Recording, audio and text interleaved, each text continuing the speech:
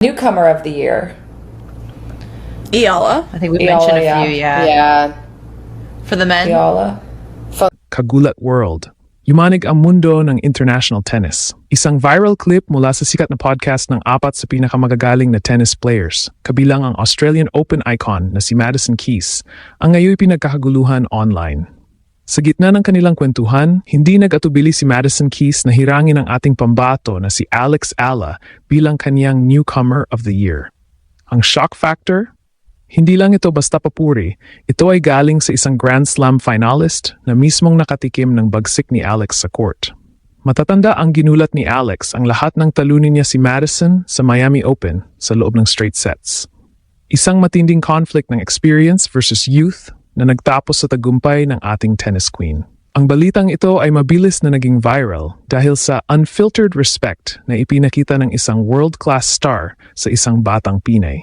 Ayon sa mga netizens, ito ang tunay na global impact ni Alex Alla. Hindi lang siya basta player, kundi isang banta na kinatakutan at rinerespeto ng mga elite players sa WTA Tour. Sa likod ng mga ngiti sa podcast, ramdam ang pagkilala nila na ang pangalang Alla ay hindi na lang basta newcomer, kundi isang future legend. Ang pagiging authentic ni Alex at ang kaniyang dedikasyon sa laro ang naging susi para makuha ang ganitong klaseng atensyon mula sa mga dambuhala ng tennis world. Newcomer of the year. Iala. I think we Fiala, mentioned a yeah. few, yeah. Yeah. For the men, Fiala.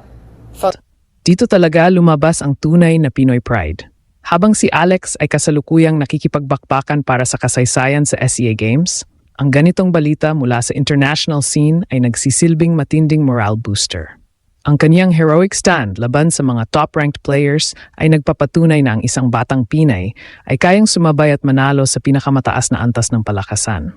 Ito ang Alex Alla brand, matapang, rinerespeto, at tunay na may pagmamalaki ng bawat Pilipino. Ngayong mismong si Madison Keys na ang nagsabi na si Alex ang next big thing. Ito na ba ang hudyat para sa mas malalaking titulo sa 2026?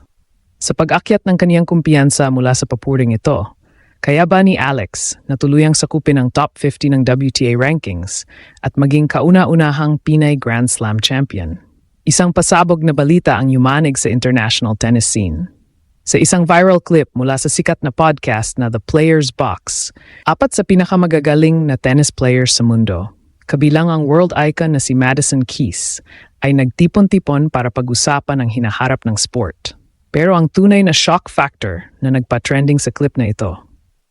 Nang tanungin si Madison Keys kung sino ang kanyang personal na pili bilang Newcomer of the Year sa women's circuit, walang pag-aalinlangan niyang binanggit ang pangalan ng ating pambato, si Alexandra Alex Alla. Newcomer of the year. Iala. I think we Fiala, mentioned a yeah. few, yeah. Yeah. For the men, Fiala. Ang revelasyong ito ay hindi lang basta papuri. Ito ay isang maling sampal ng katotohanan sa mga nagdududa pa sa galing ng Pinay. Ayon kay Madison Keys, na isang US Open finalist at dating world number 7, ang talento ni Alex ay hindi na mapagkakaila. Pero alam niyo ba kung bakit mas matindi ang naging conflict at tensyon sa likod ng papuring ito? Matatanda ang noong nakaraang taon sa Miami Open, ginulat ni Alex ang buong mundo nang talunin niya si Madison Keys sa straight sets.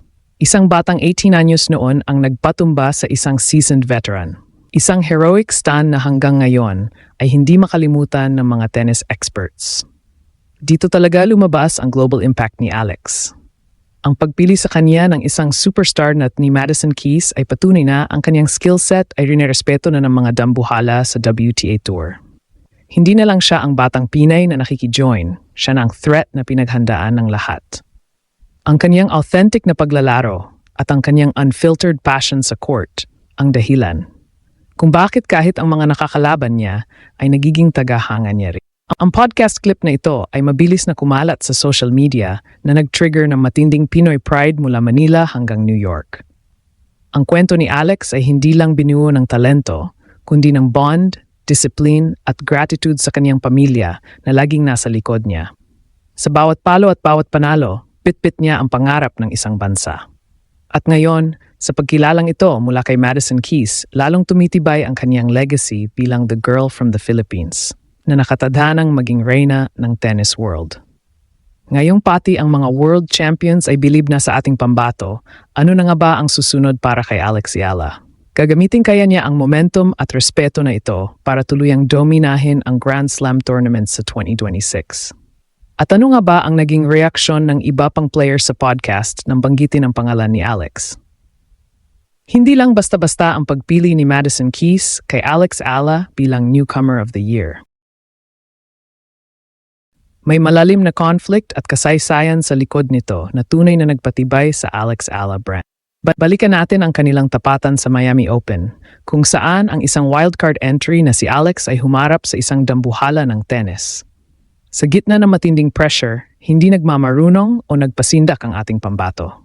Sa halip, ipinakita ni Alex ang kanyang heroic stand nang talunin niya si Keys sa straight sets. Isang resulta na gumulat sa buong mundo at nag-iwan ng permanenteng marka sa isipan ni Madison. Dito natin makikita ang tunay na global impact ng ating Lodi. Ang pagkatalo ni Madison sa kamay ni Alex ay hindi naging dahilan ng sama ng loob, kundi naging simula ng isang unfiltered respect. Sa podcast na kinabibilangan ni na Jamie Loeb, Daria Saville at Jennifer Brady, kitang-kita na ang pangalang Yala ay hindi na lang basta isang prospect. Siya ay isang legitimate contender na pinag-usapan na sa locker rooms ng WTA. Ang pagiging authentic ni Alex, ang kaniyang disiplina at ang pagiging palaban kahit dehado. Ang dahilan kung bakit kahit ang mga legends ay bilib sa kanya. Ayon sa kaniyang amang si Mike Yala, ang tagumpay na ito ay bunga ng matinding bond at sakripisyo ng pamilya. Mula sa pagiging the girl from the Philippines, ngayon ay kinikilala na siya bilang ang newcomer to watch ng isang Grand Slam finalist. Ang shock factor dito ay hindi lang ang kaniyang galing, kundi ang bilis ng kaniyang pag-aakyat sa rankings habang dala ang Pinoy pride sa bawat laban. Ito ang pruweba na ang galing ng Pilipino ay hindi lang pang rehiyon, kundi pang world class talaga. Habang ang buong bansa ay nagbubunyi sa papuring ito mula kay Madison Keys, lalong tumitindi ang tensyon para sa mga susunod na hakbang ni Alex. Hindi na sapat ang maging newcomer. Ang target na ngayon ay ang maging kampeon. Ang bawat palo niya ay may kasamang passion at gigil na patunayang tama ang naging hinala ni Madison, na si Alex Yala na nga ang susunod na maghahari sa tennis court. Sa kabila ng matinding papuri mula sa mga world stars, kakayanin kaya ni Alex Yala na panindigan ang titulong Newcomer of the Year sa darating na season. Ano ang magiging reaksyon ng kaniyang mga karibal ngayong may target na sa kaniyang likuran matapos ang endorsement ni Madison Keys? Handa na ba tayo sa pag-akyat niya sa top 20?